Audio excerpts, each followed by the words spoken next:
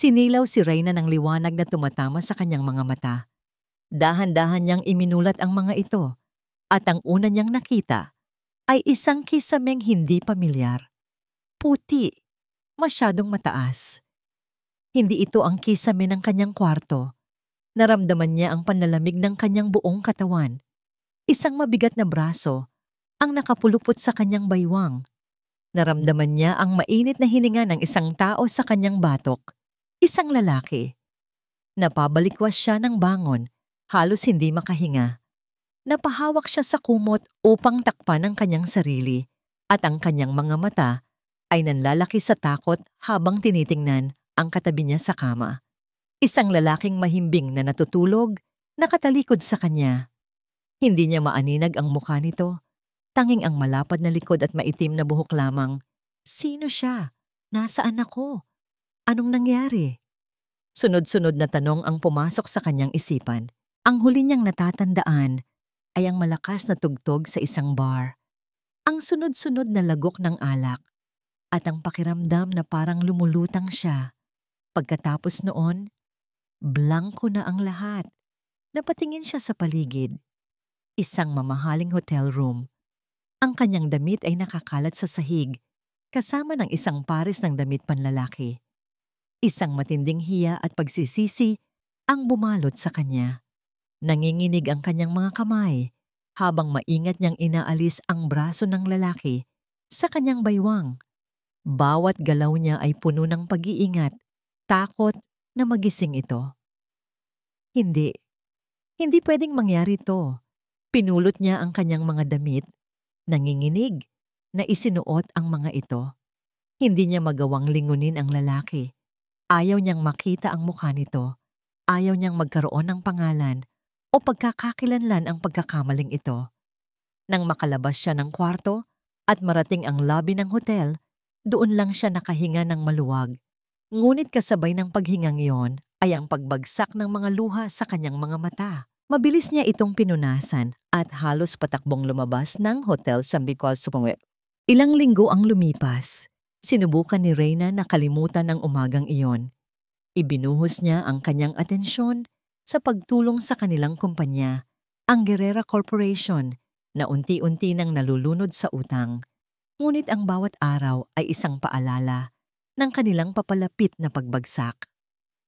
Wala na tayong ibang paraan, Reyna, sabi ng kanyang ama, si Ricardo Guerrera, isang gabi sa kanilang hapagkainan. Ang dating malakas at matipunong boses nito ay ngayoy puno ng pagod at kawalan ng pag-asa. Ang mga kondes na lang ang makakatulong sa atin. Ang pagsasanib ng ating mga kumpanya ang tanging solusyon. Pagsasanib o pagbebenta, Itay? Malamig na tugon ni Reyna. Alam niya kung ano ang kapalit ng tulong na yon. Tyler is a good man, giit ng kanyang ama. He will take care of you. He will take care of our family. Hindi ko siya mahal, Itay. Halos pakiusap na sabi ni Reyna. Ang pag-ibig ay hindi makakapagbayad ng ating mga utang. Tumaas ang boses ni Don Ricardo. Minsan, kailangan nating isakripisyo ang ating sariling kaligayahan para sa kapakanan ng pamilya. Ito na ang huling barahan natin, anak. Huwag mo sanang itapon. Hindi na nakasagot si Reyna. Naramdaman niya ang pagbigat ng mga pader ng kanilang mansyon na tila ba unti-unti siyang dinudurog. Kinabukasan, hindi maganda ang kanyang pakiramdam. Nahihilo siya at nasusuka. Inisip niyang dahil lang ito sa stress at sa problemang kinakaharap nila. Ngunit habang tumatagal, isang mas malaking takot ang nagsimulang mabuo sa kanyang isipan. Pumunta siya sa banyo, nanginginig ang mga kamay habang hawak ang isang maliit na kahon na binili niya kanina. Sinunod niya ang mga panuto at pagkatapos ay naghintay. Habang naghihintay, biglang bumalik sa kanyang alaala ang mga putol-putol na imahe mula sa gabing iyon. Ang ilaw ng mga disco ball, ang amoy ng alak, ang isang malalim at malamyos na boses na bumubulong sa kanyang tainga. Ngunit wala pa ring mukha. Isang anino lang. Napapikit siya ng mariin. Pagmulat niya, Tiningnan niya ang maliit na bagay sa kanyang kamay. 2 linya. 2 pulang linya na sumisigaw ng katotohanang hindi niya matatakasan. Nabitiwan niya ang pregnancy test. Tumama ito sa sahig na gawa sa marmol, ngunit hindi niya narinig ang tunog nito. Ang tanging naririnig niya ay ang malakas na kabog ng kanyang dibdib at ang isang boses sa kanyang isipan na paulit-ulit na nagsasabi, "Tapos na." Napayuko siya, napasandal sa malamig na pader ng banyo. Ang mga luha na kanina pa niya pinipigilan ay sunod-sunod ng pumatak. Hindi lang ang kumpanya ng kanyang pamilya ang nasa bingit ng pagkasira, pati na rin ang kanyang buong buhay. Hinawakan niya ang kanyang tiyan. Paano niya sasabihin ito sa kanyang ama? Paano niya haharapin si Tyler? At higit sa lahat, paano niya hahanapin ang isang lalaking hindi niya kilala? Sa gitna ng kanyang pag-iyak, isang matinding desisyon ang nabuo sa kanyang puso. Hindi siya magpapakasal kay Tyler. Hindi siya magiging parte ng isang kasunduang walang puso. Paano na to? Bulong niya sa hangin, kasabay ng isang hikbi. Ngunit sa pagkakataong ito, may kasama ng determinasyon ang kanyang tanong. Kailangan niyang tumakas. Kailangan niyang hanapin ang ama ng kanyang anak. Kailangan niyang iligtas ang kanyang sarili. Ang hapunan ng gabing iyon ay ang pinakamahaba at pinakanakakabinging hapunan sa buong buhay ni Reyna. Ang kalansing ng mga kubyerto sa mamahaling pinggan ay parang tunog ng mga kadena. Ang matatamis na ngiti ni Tyler Condes ay parang isang maskarang nakakatakot. At ang pag-asa sa mga mata ng kanyang ama ay parang isang malaking batong pumipiga sa kanyang dibdib. "Everything is settled, Tito Ricardo," masayang sabi ni Tyler, sabay lagok ng wine. "The merger will proceed as soon as Reyna and I are married. Our company will save the Guerrera name." Our company. Ang paraan ng pagkasabi ni Tyler ay tila ba pag-aari na niya ang lahat. Naramdaman ni Reyna ang kamay ni Tyler sa ilalim ng mesa. Marahang hinahaplos ang kanyang hita. Isang kuryente ng pagkailang ang gumapang sa kanyang buong katawan. Agad niyang inalis ang kanyang binti. Ngunit ngumiti lang si Tyler na tila ba nagustuhan ang kanyang reaksyon. "I'm so glad, hijo," sabi ni Don Ricardo. Hindi napapansin ang nangyayari sa ilalim ng mesa. "You are a blessing to our family." Para siyang isang tropeyo na ipinapamigay. Isang premyo para sa isang kasunduan. Nang matapos ang hapunan, nagpaalam si Tyler. Ngunit bago siya tuluyang umalis, hinawakan niya si Reyna sa braso. "Ihahatid lang kita sa labas," sabi niya. At bago pa man makatanggi si Reyna, dinala na siya nito papalabas sa may hardin. Nang sila na lang dalawa, nawala ang peking na ngiti sa mga labi ni Tyler. Ang mga mata niya'y naging mas seryoso, mas mapanuri. "Stop acting like a scared little girl, Reyna," malamig na sabi niya. "This is happening, whether you like it or not." "Hindi mo ako pag-aari, Tyler." Isang mapanuyang tawa ang kumawala mula kay Tyler. Lumapit siya at hinaplos ang pisngi ni Reyna gamit ang likod ng kanyang daliri. Napaurong si Reyna sa ginawa nito. "Huwag kang mag-alala, Reyna." Bulong niya, ang kanyang hiningay amoy alak. "Mapapasa akin ka at lahat ng bagay na kasama mo." Pagkasabi noon, tinalikuran na siya nito at sumakay sa kanyang mamahaling kotse. Naiwan si Reyna sa gitna ng dilim, nanginginig sa galit at takot. Ang mga salita ni Tyler ay parang laso na unti-unting kumakalat sa kanyang sistema. Hindi niya ito papayagan. Pumasok siya sa loob ng bahay at hinarap ang kanyang ama na nag-aabang sa sala. "Itay, pakiusap." Nagsusumamong sabi niya. Ang mga luha ay nagbabadyang tumulo. "Huwag niyo pong ituloy. Parang awa niyo na. May iba pa pong paraan. Magtatrabaho po ako. Gagawin ko ang lahat. Huwag niyo lang po akong ibigay sa kanya." Umiling si Don Ricardo. Ang kanyang mukhay puno ng pighati. "Wala na, anak." Mahinang sabi niya. "Naisanla ko na ang halos lahat. Kahit itong bahay na tinitirhan natin, kapag hindi natin tinanggap ang tulong ng mga kondes, sakali tayo pupulutin. Naiintindihan mo ba? Ang bawat salita ng kanyang ama ay isang pako na lalong bumaon sa kanyang puso. Wala na silang pagpipilian. Wala siyang pagpipilian. Ngunit habang nakatingin siya sa pagod na mukha ng kanyang ama, habang iniisip niya ang sanggol na nabubuo sa kanyang sinapupunan, isang bagay ang naging malinaw kay Reyna. Maaring wala ng pagpipilian ng kanyang ama, pero siya meron. Ating gabi na, ang buong mansyon ay tahimik na. Dahan-dahan, bumangon si Reyna mula sa kanyang kama. Walang ingay niyang binuksan ang kanyang aparador. Kinuha niya ang isang maliit na backpack na matagal nang hindi nagagamit. Nanginginig ang kanyang mga kamay habang inilalagay niya sa loob ang ilang piraso ng damit, ang lahat ng perang naipon niya, at isang lumang litrato ng kanyang yumaong ina.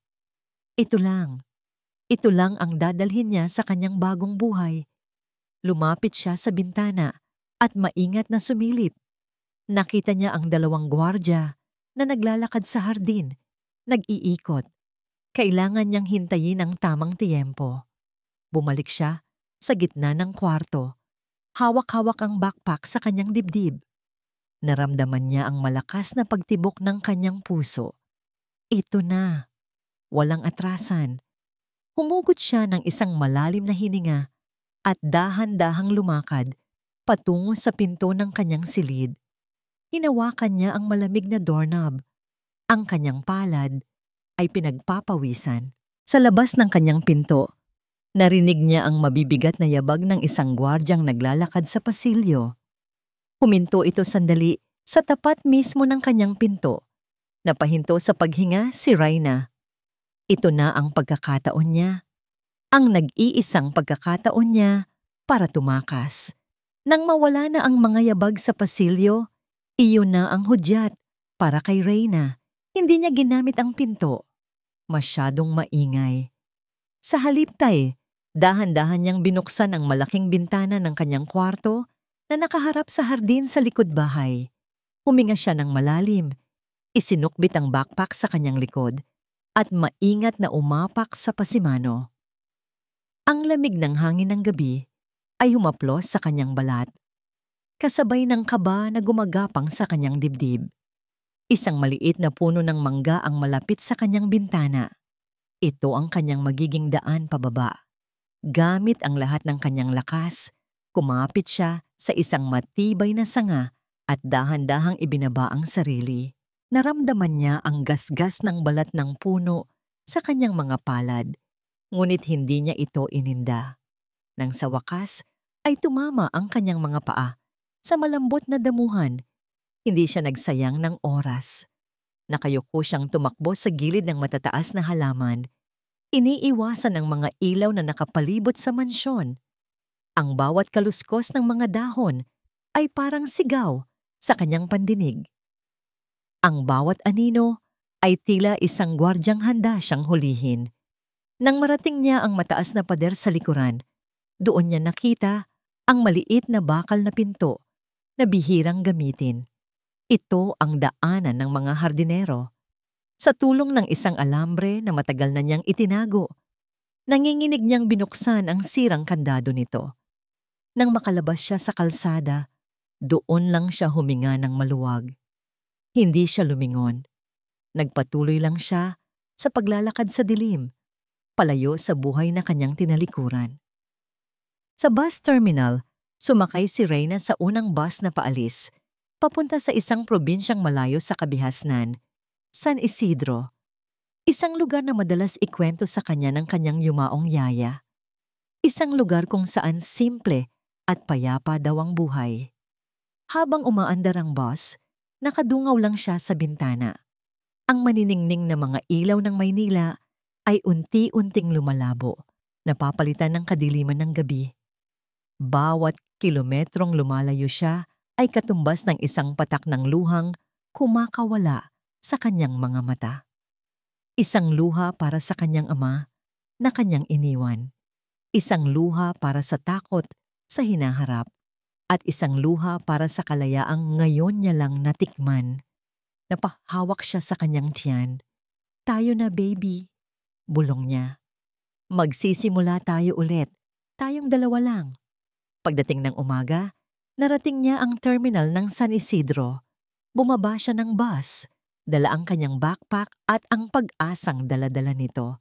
Sinalubong siya ng sariwang hangin at ng ingay ng mga tricycle at mga nagtitinda. Ibang-iba sa Maynila. Ngunit habang naglalakad siya, naghahanap ng isang lugar na matutuluyan. Isang motorsiklo ang mabilis na dumaan sa kanyang tabi.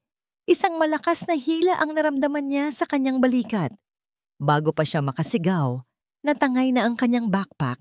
Lahat ng dala niya. Ang kanyang damit, ang kanyang pera, ang litrato ng kanyang ina. Lahat nawala sa isang iglap. Sa sobrang gulat at bigla, natumba siya sa sementadong daan. Naramdaman niya ang sakit sa kanyang mga tuhod at palad. Ngunit mas masakit ang pagkawala ng lahat ng pag-asa na kanyang pinanghahawakan. Naiwan siyang nakaupo sa kalsada, tulala. Ang mga tao sa paligid ay nagtinginan. Ang iba'y nagbubulungan. Walang tumulong. Doon, sa gitna ng isang lugar na hindi pamilyar, walang pera, walang kaibigan, at may isang buhay na dinadala sa kanyang sinapupunan, tuluyan nang bumagsak ang kanyang mga luha. Wala na. Paano na siya ngayon? "Miss, ayos ka lang?" Isang malalim na boses ang pumukaw sa kanya. Dahan-dahan siyang nag-angat ng tingin. Isang lalaki ang nakatayo sa kanyang harapan. Nakasuot ito ng simpleng t-shirt at maong, at ang balat nito'y kayumanggi, halatang sanay sa sikat ng araw. Inilahad nito ang kamay para tulungan siyang tumayo. Nag-aalangan man, tinanggap niya ito. "Nakita ko ang nangyari. Tara, dalhin muna kita sa isang lugar kung saan pwede kang magpahinga," sabi ng lalaki. Ang mga mata nito ay mainit, ngunit may bahid ng pagsisiyasat. Kasabay noon ay ang pagkulog ng malakas. Ang kalangitan ay biglang dumilim. Isang malakas na buhos ng ulan ang paparating. "Mukhang masama ang panahon. Huwag kang mag-alala. Hindi ako masamang tao. Ako si Matthew," sabi pa nito. "May maliit akong farm malapit dito. Pwede ka munang sumilong doon." Wala nang ibang pagpipilian si Reyna. Tumango na lang siya, hinang-hina. Ang farm ni Matthew ay simple pero payapa. Pagdating nila, agad siyang binigyan nito ng isang baso ng mainit na tsaa at isang tuwalya. Naupo si Reyna sa isang upuang gawa sa kahoy. Nanginginig pa rin dahil sa pinaghalong takot, lamig at pagkabigla. Pinapanood niya si Matthew habang tahimik itong gumagalaw sa maliit na kusina. Nang humupa na ang malakas na ulan, lumapit ito sa kanya. Umupo ito sa upuang nasa tapat niya at tinitigan siya ng may pag-aalala. "Mas mabuti na ba ang pakiramdam mo?" tanong nito. Tumango lang si Reyna, hindi magawang magsalita. Isang sandali ng katahimikan ang namagitan sa kanila. Tanging ang tunog na lamang ng pumapatak na ulan sa bubong ang maririnig. "Sino ka ba talaga, miss?" Ang simpleng tanong ni Matthew ay tumama sa kanya ng mas malakas pa kaysa sa pagkulog kanina. Hindi sinagot ng babae ang tanong ni Matthew. Sa halip, yumuko lang ito at marahang humigop mula sa mainit na tsaa na ibinigay niya. Pinag-aralan ni Matthew ang bawat galaw nito, ang panginginig ng mga kamay nito, ang bakas ng mga tuyong luha sa kanyang mga pisngi, at ang takot na hindi maikukubli sa kanyang mga mata. "Reyna?" mahinang sabi nito. "Reyna ang pangalan ko." Isang pangalan. Pero alam ni Matthew na hindi iyon ang buong kwento. Ang suot nitong damit, kahit nagusot at medyo marumi na, ay halatang mamahalin. Ang kutis nito'y porselana, hindi sanay sa init ng araw, at ang paraan nito ng pagsasalita, kahit na pautal-utal, ay may halong pag-aaruga. Hindi ito isang simpleng taga-probinsya. Isa itong isdang ginto na napadpad sa isang maliit na sapa. At ang mga gintong isda ay laging may kasamang panganib. Magpahinga ka na muna, Reyna, sabi na lang ni Matthew. Itinatago ang kanyang mga hinala. Pwede mong gamitin ang kwarto para sa mga bisita. Bukas na natin pag-usapan ang mga problema mo. Tumangulang si Reyna at nagpasalamat. Hinatid niya ito sa silid at pagkatapos ay bumalik sa sala. Pinagmasdan niya ang basong iniwan nito sa mesa. Sino ka ba talaga, Reyna? Nang masiguro niyang mahimbing nang natutulog ang kanyang hindi inaasahang bisita, pumasok si Matthew sa kanyang opisina. Ang opisina niya ay ang pinakamalaking sikreto ng farm na ito. Sa labas, ang bahay ay mukhang isang simpleng bahay bukid. Ngunit sa likod ng isang estanteng puno ng mga libro, ay isang pinto na patungo sa isang modernong silid. Kumpleto ito sa high-tech na computer, maraming monitor, at isang secure na linya ng telepono. Umupo siya sa kanyang silya at binuksan ang isang video call. Agad na lumitaw sa screen ang mukha ng kanyang pinagkakatiwalaang business associate. "Good evening, Sir Matthew," bati nito. "Kumusta ang Guerrera Corporation?" Diretsong tanong ni Matthew. Nawala na ang pagiging simpleng magsasaka sa kanyang boses. Napalitan ito ng awtoridad ng isang CEO. "We are proceeding as planned, sir. We have discreetly acquired most of their major liabilities. Konti na lang. At kontrolado na natin ang kumpanya nang hindi nila nalalaman.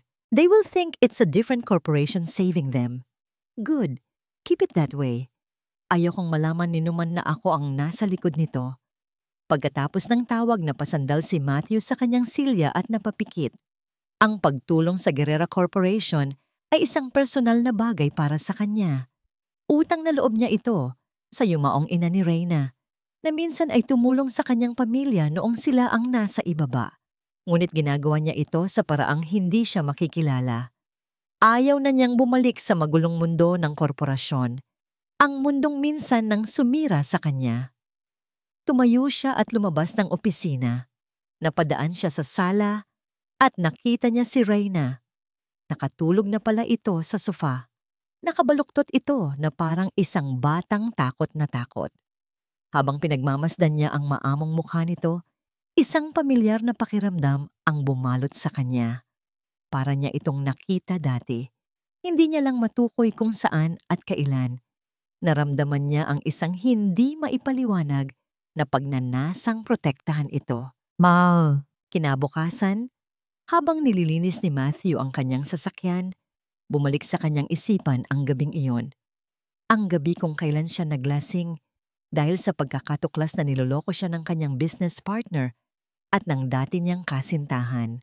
Naalala niya ang pagpasok sa isang bar, ang pag-inom hanggang sa halos mawala siya sa sarili.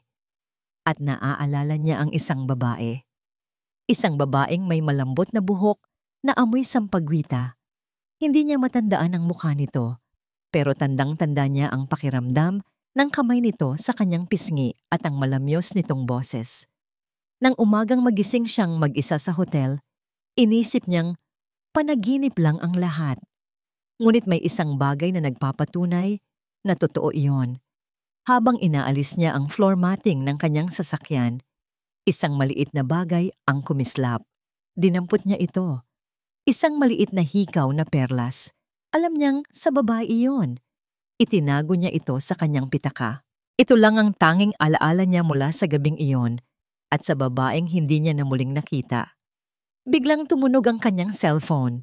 Isang pangalan ang lumitaw sa screen na nagpadilim agad sa kanyang mukha. Tyler Condes, ang kanyang pinsan.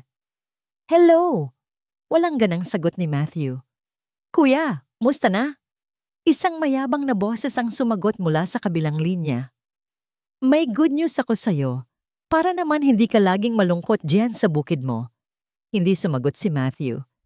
"Kuya, ikakasal na ako." Masayang pahayag ni Tyler. "Sa isang gerera." Natigilan si Matthew. Ang pangalang iyon, parang isang malakas na kulog na tumama sa kanyang pandinig. Gerera. Dahan-dahan siyang lumingon sa direksyon ng bahay, kung saan natutulog ang isang babaeng nagpakilala bilang si Reyna. Biglang nagkaroon ng saysay ang lahat. Ang mamahaling damit. Ang takot sa mga mata nito. Hindi kaya? Hindi. Imposible. Lumipas ang mga araw sa farm ni Matthew na parang isang panaginip. Pagkatapos ng gabing iyon, kinausap ni Reyna si Matthew. Sinabi niyang wala siyang pera o kahit anong maibabayad sa pagpapatuloy nito sa kanya. Ang tanging may alay niya ay ang kanyang serbisyo. Hindi kailangan, sabi ni Matthew. Ngunit nakita ni Reyna ang determinasyon sa kanyang mga mata. Pakiusap, giit niya. Gusto kong maramdaman na may silbi ako. Kahit anong trabaho gagawin ko. Pumayag si Matthew, kahit na halata ang pag-aalangan sa mukha nito. At doon nagsimula ang isang bagong routine sa buhay ni Reyna. Tuwing umaga, ginigising siya ng huni ng mga ibon, hindi ng alarm clock. Tinuruan siya ni Matthew ng mga gawaing bukid na kaya niya. Nagsimula siya sa pagdidilig ng mga halaman at pagpapakain sa mga manok.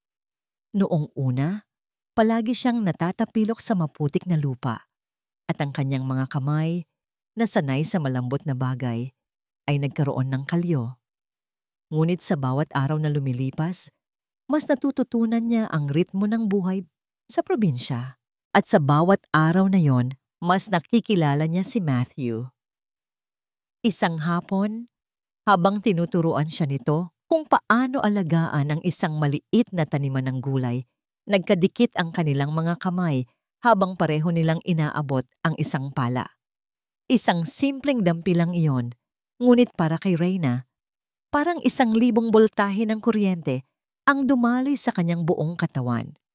Agad niyang binawi ang kanyang kamay at naramdaman niya ang pag-init ng kanyang mga pisngi. Nakita niyang bahagyang natigilan din si Matthew. Pasensya na, halos sabay nilang sabi. Pagkatapos noon, isang komportableng katahimikan ang namagitan sa kanila. Ngunit alam ni Reyna na may nagbago. Ang kanilang mga hapunan ay naging paboritong parte ng araw ni Reyna. Dati, ang hapunan ay isang formal at malungkot na okasyon sa mansyon. Ngayon, ito ay puno ng kwentuhan at tawanan.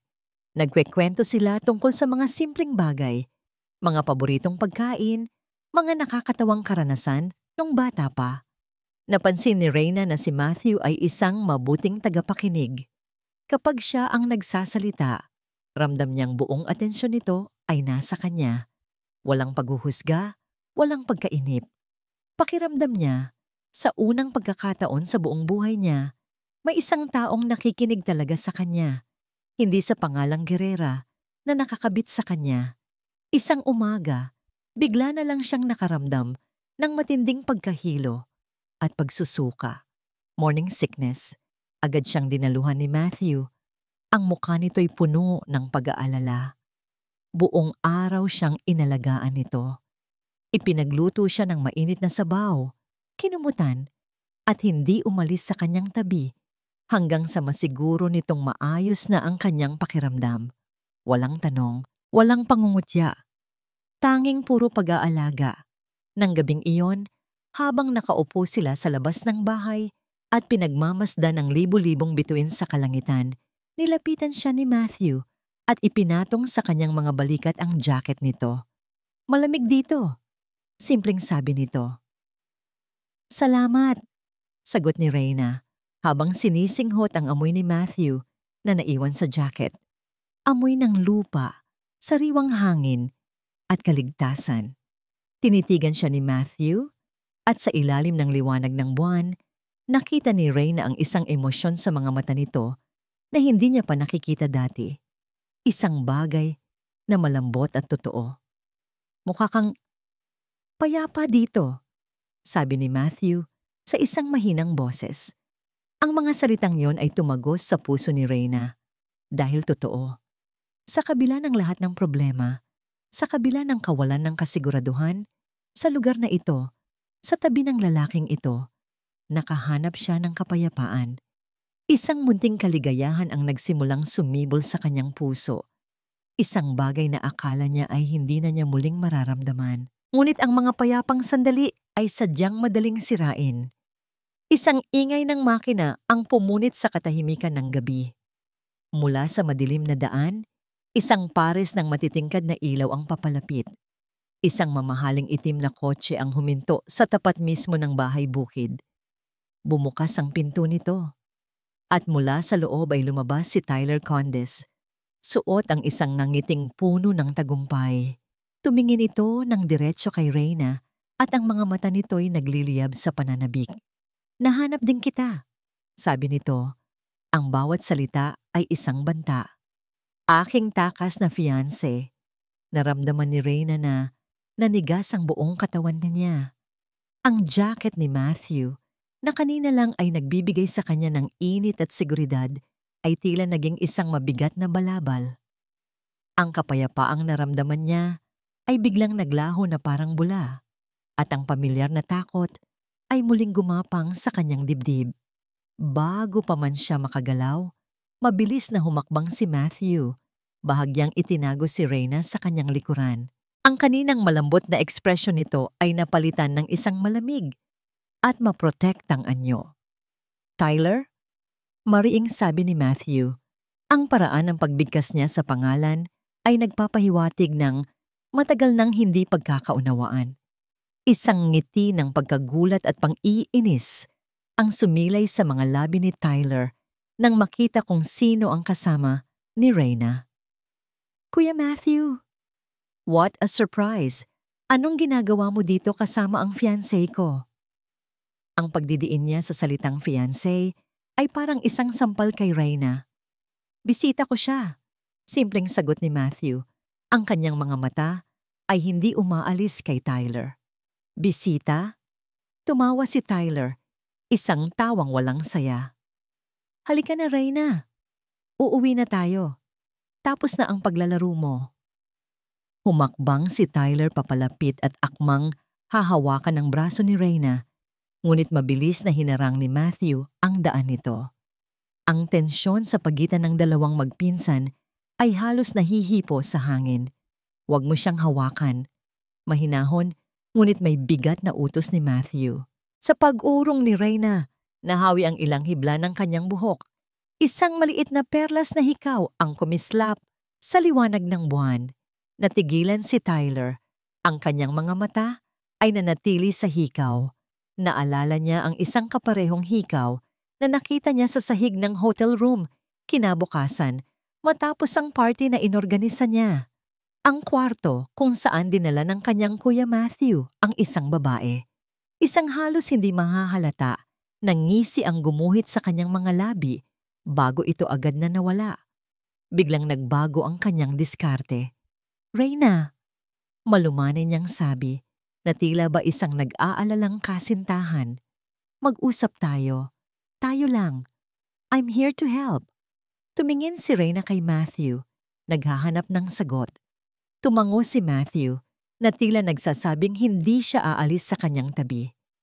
Dinala ni Tyler si Reyna sa isang sulok ng hardin, sapat na malayo para hindi marinig ni Matthew. "I know you're scared," panimula ni Tyler. Ang boses niya ay puno ng pekeng pag-unawa. "Alam ko ang tungkol sa sitwasyon mo, ang baby. Pero huwag kang mag-alala, ako ang bahala. I'm here to fix everything. Aayusin natin to ng tahimik." Ang mga salita niya ay dapat sanay nakakapanatag, ngunit para kay Reyna, ang mga ito ay parang isang bitag. Nang bumalik sila, sinubukan ni Tyler na isama si Reyna, ngunit matatag itong umiling. "Dito muna ako," sabi ni Reyna. Ang kanyang boses ay nanginginig ngunit buo. Isang madilim na kislap ang dumaan sa mga mata ni Tyler. Tumingin siya kay Matthew, isang tingin na puno ng kahulugan. "Sige, kung yan ang gusto mo. Pero tandaan mo, Reyna, hindi ka pwedeng magtago habang buhay." Sumakay si Tyler sa kanyang kotse. Bago niya ito paandarin, tinitigan niya muna si Matthew sa huling pagkakataon. "Mag-ingat ka, kuya," sabi niya. Sapat na malakas para marinig nilang dalawa. Baka ang tinutulungan mo ay siya ring sisira sa'yo. Pagkatapos ay umalis na ito, nag-iwan ng alikabok at isang nakakabinging katahimikan. Naiwan sina Reyna at Matthew na hindi makapagsalita. Ang magandang gabi ay nasira na. Sa loob ng kanyang sasakyan, habang papalayo sa bukid, kinuha ni Tyler ang kanyang cellphone. Isang ngiting demonyo ang sumilay sa kanyang mukha. Nahanap na niya ang baraha na magpapapanalo sa kanya sa larong ito. Binuksan niya ang kanyang contact list, hinanap ang pangalan ni Matthew, at mabilis na nag-type ng isang mensahe. Isang mensaheng magiging lason sa lahat. Alam ko kung sino ang ama ng dinadala ni Reyna. Kinabukasan, isang mabigat na ulap ng katahimikan ang bumalot sa farm. Hindi na nag-usap sina Reyna at Matthew tungkol sa pagdating ni Tyler, ngunit ramdam ni Reyna ang pagbabago. Ang dating komportabling espasyo sa pagitan nila ay napuno ng mga hindi masabing tanong. Si Matthew ay naging mas tahimik, mas malayo. Habang naghahanda si Reyna ng almusal, isang sasakyan na naman ang huminto sa tapat ng bahay. Ngunit sa pagkakataong ito, alam na niya kung sino iyon. Lumabas si Tyler, hindi nagalit tulad ng kagabi, kundi may dalang isang nangiting puno ng awa. Reyna, kailangan nating mag-usap, sabi niya. Sapat na malakas para marinig ni Matthew na nasa loob ng kusina. May mga bagay kang dapat malaman. Ayaw siyang kausapin ni Reyna, ngunit hinila siya ni Tyler palayo sa bahay. Para sa ikabubuti mo to, kailangan mong malaman kung sino talaga ang pinagkakatiwalaan mo. Nang makalayo sila, kinuha ni Tyler ang kanyang cellphone at ipinakita kay Reyna ang isang litrato. Isang litrato ng buong pamilya ng mga Condes sa isang grandeng pagtitipon. At sa litratong iyon, nakatayo sa tabi ng ama ni Tyler ay si Matthew. Pinsan ko siya, Reyna, sabi ni Tyler. Ang boses niya ay puno ng pekeng pagmamalasakit. Alam mo ba kung bakit siya nandito sa probinsya? Para magtago? Hindi. Para magbantay.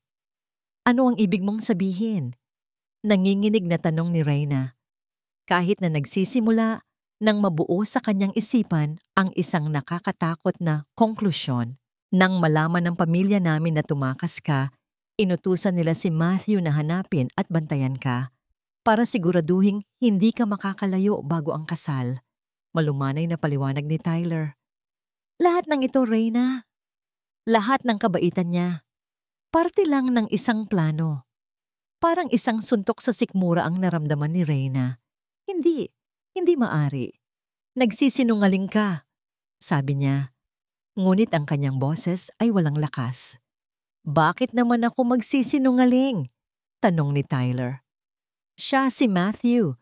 He's just playing with you, Reyna. Ginagawa niya lang ang trabaho niya. Sa huli, sa akin ka pa rin babagsak. Ang bawat salita ni Tyler ay parang isang patak ng lason na unti-unting pumapatay sa munting pag-asa at kaligayahan na nagsimulang sumibol sa puso ni Reyna. Tanungin mo siya, hamon ni Tyler. Tanungin mo siya tungkol sa pamilya niya. Tanungin mo kung bakit talaga siya nandito. Tingnan natin kung magsasabi siya ng totoo. Iniwan siya ni Tyler na tulala. Ang mga paa niya ay tila nakapako sa kinatatayuan. Bumalik siya sa bahay na parang isang zombie. Naabutan niya si Matthew na nagkakape. Ayos ka lang? Tanong nito. Ang boses ay puno ng pag-aalala. Ngunit ang pag-aalala na dating nagbibigay sa kanya ng kapanatagan, ngayoy parang isang pangungutya. Matthew, simula niya. Pinipilit na maging matatag. Pwede mo bang ikwento sa akin ang tungkol sa pamilya mo? Nakita ni Reyna ang pagbabago sa mga mata ni Matthew. Ang pag-iwas, ang pag-aalinlangan. Hindi mahalaga yon, Reyna. Mahabang kwento. Bakit ka nandito sa San Isidro? Anong ginagawa mo dito talaga? Sunod na tanong niya. Lalong umiwas ng tingin si Matthew. Gusto ko lang ng simpleng buhay. Malayo sa gulo ng syudad. mga kasinungalingan, mga pag-iwas. Ang lahat ng sinabi ni Tyler ay unti-unting nagkakaroon ng katotohanan. Maya-maya pa, habang naglilinis si Reyna, narinig niyang may kausap si Matthew sa cellphone sa kabilang kwarto. Hindi niya sinasadyang makinig, ngunit isang pangungusap ang narinig niya na nagpatigil sa kanyang mundo. Yes, the Guerrera account is almost secure. Just handle it discreetly. The Guerrera account. Hindi ito tungkol sa kanya. Isa lang siyang account. Isang negosyo. Isang kasunduan. Nabitiwan niya ang hawak niyang baso. Ang tunog ng nabasag na salamin sa sahig ay kasabay ng tunog ng pagkadurog ng kanyang puso. Lumabas si Matthew mula sa kwarto. Nagulat sa ingay. Nakita niya si Reyna na nakatayo sa gitna ng mga bubog. Ang mga matay puno ng luha at pagtataksil. Hinarap niya si Matthew. Ang lahat ng sakit at galit ay bumuhos mula sa kanya. Sino ka ba talaga, Matthew? Sigaw niya, ang boses niya ay basag. At ano ang tunay na kailangan mo sa akin? Natigilan si Matthew sa tanong ni Reyna. Ang sakit at akusasyon sa mga mata nito ay parang mga punyal na tumusok sa kanyang dibdib. Nakikita niya ang mga bubog sa sahig at alam niyang hindi lang yon ang nabasag sa pagitan nila. Reyna, magpapaliwanag ako. Sabi niya, dahan-dahang lumalapit. Ngunit sa bawat hakbang niya, umaatras din ito. Magsisinungaling ka pa ba? Humihikbing sabi ni Reyna. Narinig ko ang lahat, Matthew. Ang Guerrera account. Ganoon lang ba ako sa'yo? Isang transaksyon? Isang trabahong kailangan mong tapusin? Hindi alam ni Matthew kung paano magsisimula. Paano niya ipapaliwanag na ang pagbili niya sa mga utang ng Guerrera Corp ay para tulungan ito, hindi para sirain. Paano niya sasabihin na ginagawa niya iyon dahil sa utang na loob nang hindi isinisiwalat ang buong pagkatao niya? Ang pagiging komplikado ng katotohanan ay naging isang buhol sa kanyang dila. Hindi ganoon, Reyna. Hindi mo naiintindihan.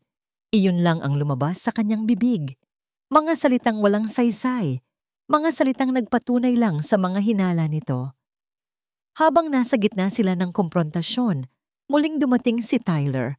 Ngunit sa pagkakataong ito, hindi niya pinansin si Reyna. Lumapit siya kay Matthew na may dalang isang folder. Kuya, I think you need to see this, sabi niya. Ang kanyang muka ay nagpapanggap na nag-aalala. Iniwan niya ang folder sa mesa at kinausap si Reyna. Hayaan mo muna kami, Reyna. May mahalaga lang kaming pag-uusapan. Nang makaalis si Reyna papunta sa silid nito, hinarap ni Tyler si Matthew. Ang pekeng pag-aalala ay napalitan ng isang mapanuyang na ngiti. Ano to, Tyler? Malamig na tanong ni Matthew. Katotohanan, kuya. Sagot ni Tyler. Binuksan niya ang folder. Sa loob ay mga pekeng dokumento. Isang pekeng bank statement na nagpapakitang si Reyna ay nakatanggap ng malaking halaga ng pera. Ilang linggo na ang nakalipas. Isang pekeng email correspondence sa pagitan ni Reyna at ng isang hindi kilalang tao. Pinag-uusapan kung paano huhulihin ang isang mayamang tagapagmana. Matagal ka na niyang alam, kuya. Sabi ni Tyler. Ang bawat salita ay maingat na pinili para magtanim ng lason. Alam niyang ikaw ang nag-iisang tagapagmana ni Lolo. Alam niyang mayaman ka. Akala mo ba nagkataon lang na dito siya napadpad? Ginamit ka lang niya. Tinitigan ni Matthew ang mga dokumento. Alam niyang peke ang mga ito. Ngunit ang mga salita ni Tyler ay ginising ang isang demonyo sa kanyang nakaraan. Ang alaala ng dati niyang kasintahan. Ang babaeng minahal niya ng buong puso na niloko lang pala siya para sa kanyang pera. Kasabot ang dati niyang pinakamatalik na kaibigan. Ang sakit ng pagtataksil na yon ay bumalik. Sariwa at masakit. She played you, kuya. Patuloy ni Tyler. Nakikita ang epekto ng kanyang mga salita. Tulad ng ginawa sa'yo noon, history repeats itself. Ang pagdududa na minsan nang naging lason sa kanyang sistema ay muling kumalat. Ang pag-iwas ni Reyna kanina, ang mga tanong nito, Lahat ay biglang nagkaroon ng ibang kahulugan sa kanyang isipan. Pinikit ni Matthew ang kanyang mga mata. Ang imahe ni Reyna na puno ng pag-aalala ay napalitan ng isang imahe ng isang babaeng mapanlinlang, isang mahusay na aktres. Pagbalik ni Reyna sa sala, isang ibang Matthew ang kanyang hinarap. Ang dating mainit na mga mata nito, ngayoy nagyayelo. Ang pag-aalala ay napalitan ng pagkasuklam. Tama na ang pagpapanggap, sabi ni Matthew. Ang kanyang boses ay walang emosyon. Ano? Nalilitong tanong ni Reyna. Alam ko na ang lahat. Ang plano mo, ang laro mo. Lumapit siya. Ang bawat hakbang ay mabigat. Tinitigan niya si Reyna mula ulo hanggang paa na para bang isa itong maruming bagay. Kung pera lang ang habol mo, sabihin mo kung magkano. Ibibigay ko. Sabi niya, ang kanyang mga salita ay kasing talim ng kutsilyo.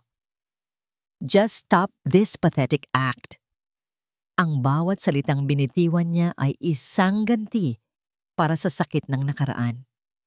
Ngunit hindi niya alam, ang bawat salita ring iyon ay ang pumapatay sa pag-ibig na nagsisimula pa lang mamukadkad sa kasalukuyan.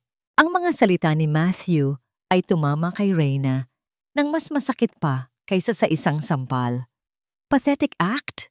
Ulit niya, hindi makapaniwala sa kanyang naririnig. Pera? Isang tawa, isang tawang tuyo at puno ng sakit, ang kumawala mula sa kanyang lalamunan. Ang lahat ng emosyon na kanyang pinigilan ay biglang bumuhos. Galit, pagkadismaya, at isang napakalalim na pighati. Hindi mo alam kung gaano mo ako sinaktan, sabi niya. Ang kanyang boses ay nanginginig ngunit may bigat. Naniwala ako sa iyo, Matthew. Sa lugar na ito, sa unang pagkakataon, naramdaman kong malaya ako. Naramdaman kong ligtas ako. Pero isa lang palang malaking kasinungalingan ng lahat. Tumigil ka na, Reyna. Malamig na tugon ni Matthew. Pilit na pinapatigas ang kanyang puso laban sa mga luha nito. Ang imahe ng pagtataksil ng kanyang nakaraan ay masyadong matingkad sa kanyang isipan. Hindi! Sigaw ni Reyna. Ang kanyang mga kamao ay nakakuyom. Ikaw ang tumigil. Tumigil ka sa pagpapanggap na alam mo ang lahat. Iniwan ko ang buong buhay ko para takasan ang isang kasunduang walang puso. Para lang mapunta sa isang lugar kung saan ang puso ko ay tuluyan mong dinurog. Kinuha niya ang jacket ni Matthew na nakasampay sa isang silya. Ang jacket na minsan ay nagbigay sa kanya ng init at ibinato ito sa paanan nito. Salamat sa lahat, sabi niya. Ang bawat salita ay puno ng lason at pait. Salamat sa pagpapaasa sa akin. Sana masaya ka na. Nakuha mo na ang gusto mo. Ang Guerrera account ay sayo na. Hindi na niya hinintay pa ang sagot ni Matthew. Mabilis siyang tumalikod at tumakbo papasok sa silid. Kinuha niya ang sirang-sirang bag na ibinigay sa kanya ni Matthew noong unang araw at walang inilagay sa loob, kundi ang kanyang sarili. Paglabas niya, dumaan lang siya kay Matthew na parang hangin. Si Tyler, na kanina pa nanonood sa isang sulok na may ngiti ng tagumpay, ay humarang sa kanya. Reyna, ako na ang maghahatid sa iyo pa uwi. Alok nito. Ngunit tinabig lang ni Reyna ang kanyang kamay. Tiningnan niya si Tyler nang may sukdulan na pagkamuhi. Alam niya, sa kaibuturan ng kanyang puso, na ang lalaking ito ang ugat ng lahat. Huwag na huwag mo akong hahawakan, mariing sabi niya, bago tuluyang lumabas ng pinto.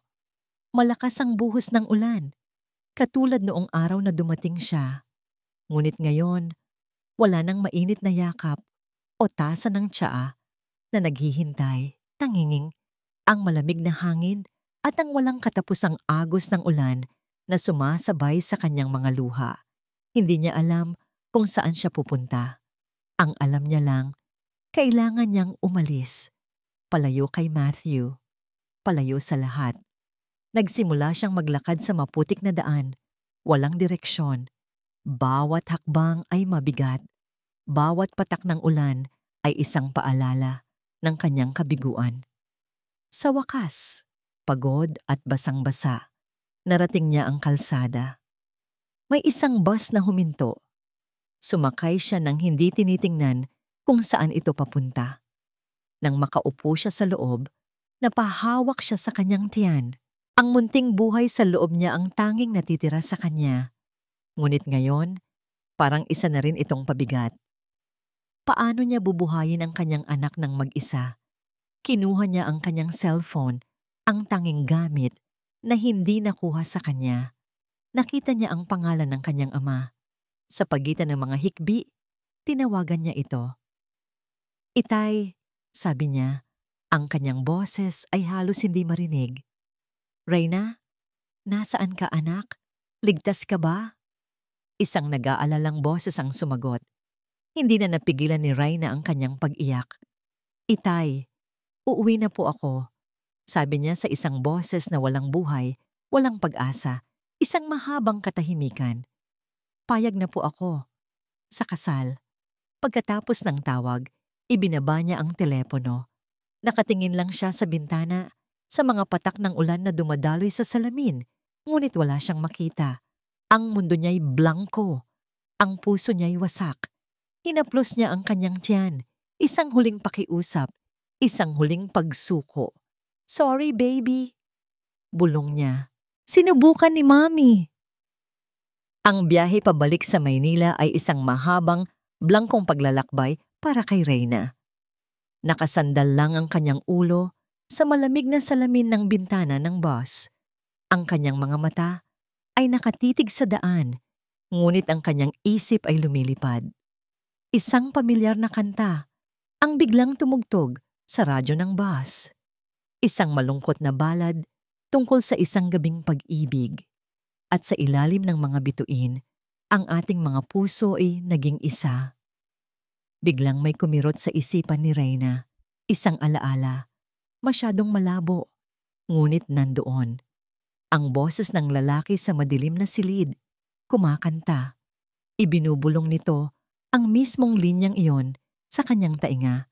Ang boses ay malalim, bahagyang paos, dahil sa alak, ngunit puno ng lambing.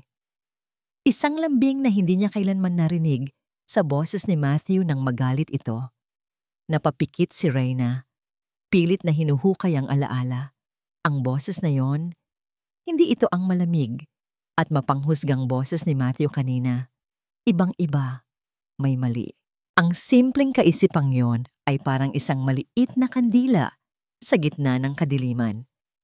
Hindi pa rin ito nabubura ang sakit. Ngunit nagbigay ito ng isang kislap ng pagdududa sa kasinungalingang kanyang pinaniwala. Samantala, sa farm, naiwan si Matthew sa gitna ng sala, nakatayo sa gitna ng nabasag na salamin at ng jacket ni Reyna na nasa sahig. Ang tagumpay na dapat sana'y naramdaman niya sa pagkakatuklas sa panloloko ni Reyna ay hindi dumating. Sa halip, isang nakakabinging katahimikan at isang malalim na pakiramdam ng pagkakamali ang naiwan. Ang mga huling salita ni Reyna ay umuulit-ulit sa kanyang isipan. Ang sakit sa boses nito. Parang totoo. Biglang tumunog ang kanyang cellphone. Ang kanyang business associate. "Sir Matthew," sabi ng boses sa kabilang linya.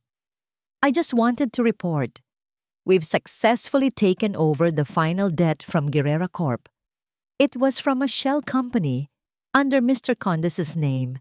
Mukhang he was trying to pressure them, sir." Natigilan si Matthew. "Anong sinabi mo? Shell company ni Tyler?" "Yes, sir. It seems he was also buying their debts, maybe to force a hostile takeover. Buti na lang naunahan natin. Also, sir, regarding the hotel security footage you asked for before, I have an update. Mr. Condes left the party an hour before you did. He was with some other clients." Parang isang malakas na sampal ang narinig ni Matthew. Ang mga salita ng kanyang associate ay direktang sumasalungat sa kwento ni Tyler. Sinabi ni Tyler na nanatili ito Hanggang sa huli, na nakita nito ang lahat, isang sinungaling. "Send me everything you have," maring utos ni Matthew. "Now."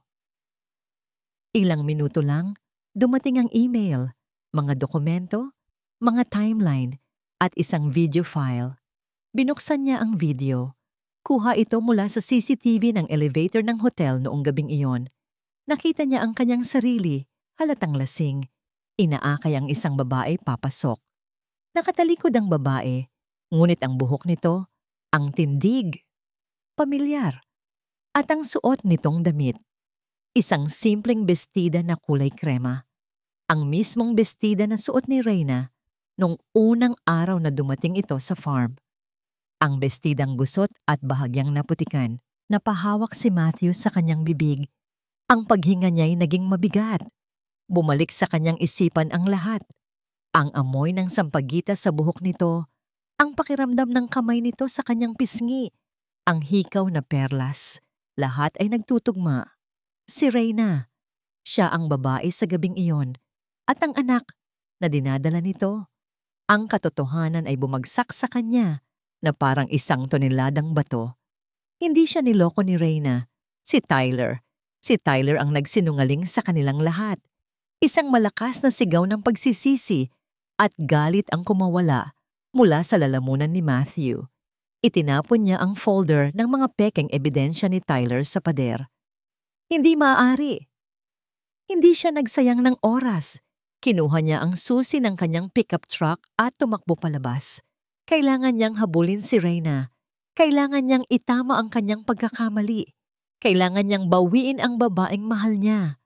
Ang mansyon ng mga gerera ay napuno ng isang mabigat at formal na katahimikan. Sa gitna ng malawak na sala, nakaupo si Reyna sa tabi ng kanyang ama, si Don Ricardo. Sa kanilang harapan, sa ibabaw ng isang mamahaling mesa na gawa sa Nara, ay nakalatag ang isang makapal na marriage contract. Si Tyler Condes ay nakaupo sa tapat nila, isang ngangiting tagumpay ang hindi maalis sa kanyang mukha.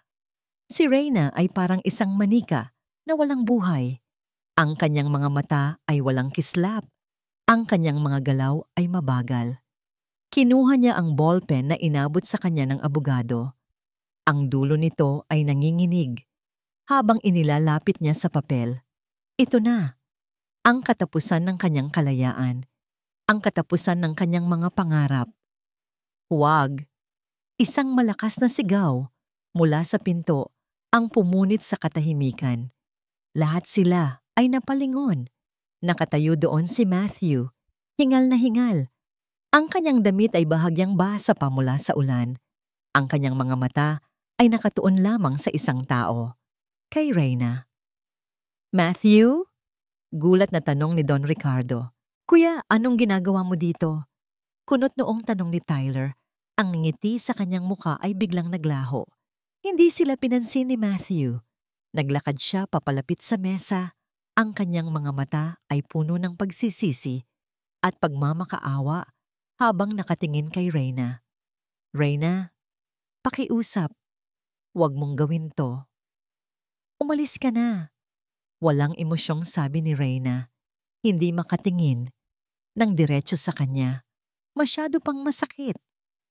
Hindi ako aalis hanggat hindi mo naririnig ang katotohanan." Giit ni Matthew. Tumingin siya kay Tyler at ang kanyang mga mata ay nag-aapoy sa galit. "At ikaw," sabi niya. Idinuro si Tyler. "Tapos na ang mga kasinungalingan mo." "Ano ang pinagsasabi mo, kuya?" Depensa ni Tyler. "Nababaliw ka na ba?" "Ako pa ang baliw," sarkastikong sabi ni Matthew. "Ikaw ang nagsabi sa akin na niloloko ako ni Reyna. Ikaw ang gumawa ng mga pekeng dokumento. Ikaw ang nagsabi na nanatili ka sa party hanggang sa huli. Pero ang totoo, 1 oras ka pa lang doon. Umalis ka na." Ang bawat revelasyon ay parang isang dagok kay Tyler na unti-unting namumutla. Maging si Don Ricardo ay naguguluhan na sa mga nangyayari. "At ikaw, Reyna?" Bumaling si Matthew sa kanya. Ang kanyang boses ay naging malambot. puno ng pighati. Patawarin mo ako sa mga sinabi ko. Nabulag ako sa galit at sa mga kasinungalingan niya. Naniwala ako sa kanya dahil natakot ako. Natakot akong masaktan ulit. Napatingin si Reyna kay Matthew. Sa unang pagkakataon, nakita niya ang kahinaan sa mga mata nito. Nakita niya ang isang taong nasaktan din. Pero ang totoo, pagpapatuloy ni Matthew, huminga siya ng malalim. Handa nang sabihin ang katotohanang babago sa lahat. Ako ang kasama mo nung gabing iyon, Reyna. Parang huminto ang pag-ikot ng mundo ni Reyna. Maging si Don Ricardo ay napatayo sa gulat. Ako ang lalaki sa hotel, sabi ni Matthew. Ang kanyang boses ay basag. At ako ang ama ng dinadala mo. Katahimikan. Isang nakabibinging katahimikan ang bumalot sa silid. Biglang bumunghalit ng tawa si Tyler. Isang tawang puno ng kabaliwan. Oo, siya nga. Sigaw ni Tyler na patayo at itinuro si Matthew. Ang perpekto kong pinsan, ang paborito ng lahat. Siyempre, sa kanya pa rin ang huling halakhak. Lagi na lang ikaw ang bida, kuya. Ang pag-amin na yon mula mismo kay Tyler, ang huling piraso ng katotohanan. Dapat sa akin siya. Sigaw ni Tyler, ang kanyang mukha'y nag-iba na. Puno ng inggit at galit na matagal nang kinikimkim. Dapat sa akin ang Guerrera Corp. Dapat ako ang nagligtas sa kanila. Pero inunahan mo na naman ako. Ang lahat ng impormasyon, ang pagtataksil, ang katotohanan, ang marahas na emosyon, ay sabay-sabay na bumuhos sa isipan ni Reyna. Ang kanyang puso ay tumitibok ng sobrang bilis. Ang kanyang paningin ay nagsimulang manlabo. Naramdaman niya ang pag-ikot ng buong silid. Ang huli niyang nakita ay ang nag-aalalang mukha ni Matthew na sumisigaw ng kanyang pangalan bago siya tuluyang nilamon ng kadiliman. Ang unang namulatan ni Reyna ay ang pamilyar na amoy ng kanyang silid tulugan, amoy ng lavender at ng lumang kahoy. Nang imulat niya ang kanyang mga mata, isang mainit na kamay ang agad na humawak sa kanya. Si Matthew. Nakaupo ito sa isang silya sa tabi ng kanyang kama. Ang mga mata nito'y namumugto at puno ng pag-aalala. Base sa gusot nitong damit at sa hindi pa naahit na balbas, halatang hindi ito umalis sa kanyang tabi. Matthew, mahinang tawag niya. Shh, magpahinga ka lang, sabi nito. Ang boses ay malambot. Sabi ng doktor, sobrang stress lang daw. Ligtas ka. Ligtas kayo ng baby. Naramdaman ni Reyna ang pag-init ng kanyang mga mata. Ang lahat ng nangyari ay bumalik sa kanyang alaala. Ang kasinungalingan, ang katotohanan. Totoo ba ang lahat ng yon? Tanong niya, kahit na alam na niya ang sagot. Tumango si Matthew. Ang kanyang mga mata ay hindi maialis kay Reyna. Oo. At wala nang araw na dumaan na hindi ko pinagsisihan ang mga salitang binitiwan ko sa'yo. Patawarin mo ako, Reyna. Naging duwag ako. Inilahad ni Matthew ang lahat. Ikinuwento niya ang tungkol sa dati niyang kasintahan at sa pagtataksil na sumira sa kanyang tiwala sa mga tao. Ipinaliwanag niya kung bakit siya nagtago sa farm at kung bakit ang pagtulong niya sa mga gerera ay palihim. At inamin niya, sa unang pagkakataon, ang tunay niyang nararamdaman. Mula pa noong unang araw na dumating ka sa farm, Reyna, may kakaiba na akong naramdaman. Akala ko awa lang. Akala ko responsibilidad lang. Pero habang tumatagal, habang nakikilala kita, naintindihan ko na. Mahal kita, Reyna. Mahal na mahal kita. Ang mga luhang kanina pa nagbabantang tumulo ay tuluyan nang bumagsak mula sa mga mata ni Reyna. Hindi dahil sa sakit, kundi dahil sa ginhawa. Hinawakan niya ang kamay ni Matthew. Pinapatawad na kita, bulong niya. Dahil sa kabila ng lahat, ikaw pa rin ang nagbigay sa akin ng kapayapaan at ikaw ang bumuo sa akin. Kinabukasan, kinausap ni Matthew si Don Ricardo. Formal at may buong respeto, ipinaliwanag niya ang lahat. Ang kanyang intensyon na tulungan ang Guerrera Corp. At higit sa lahat, ang kanyang intensyon na alagaan si Reyna at ang kanilang magiging anak. Hindi dahil sa obligasyon, kundi dahil sa pag-ibig. Nag-alok si Matthew na bumuo ng isang tunay na partnership sa pagitan ng kanilang mga kumpanya, isang planong magbibigay daan sa Guerrera Corp na muling makabangon ng may dignidad. Naiyak si Don Ricardo sa narinig. Hindi dahil sa negosyo, kundi dahil sa wakas. Nakita niya ang tunay na kaligayahan sa mga mata ng kanyang anak. Tungkol naman kay Tyler, matapos ang iskandalo, inalis siya sa kanilang kumpanya at pinutol na ng pamilyang Condes ang lahat ng koneksyon sa kanya dahil sa kahihiyang idinulot nito. Ang kanyang kasakiman ang nagdala sa kanyang sariling pagbagsak. Makalipas ang ilang buwan. Isang simpleng kasalan ang idinaos, hindi sa isang grandeng simbahan, kundi sa mismong farm kung saan nagsimula ang kanilang kwento. Sa ilalim ng isang arko na pinalamutian ng mga puting bulaklak ng sampagwita, naglakad si Reyna patungo kay Matthew. Suot niya ang isang simpleng puting bestida at ang kanyang tiyan ay medyo malaki na, isang buhay na simbolo ng kanilang pag-ibig. Ang mga bisita ay iilan lamang, ang kanyang ama at ang mga taong malalapit sa kanila sa farm.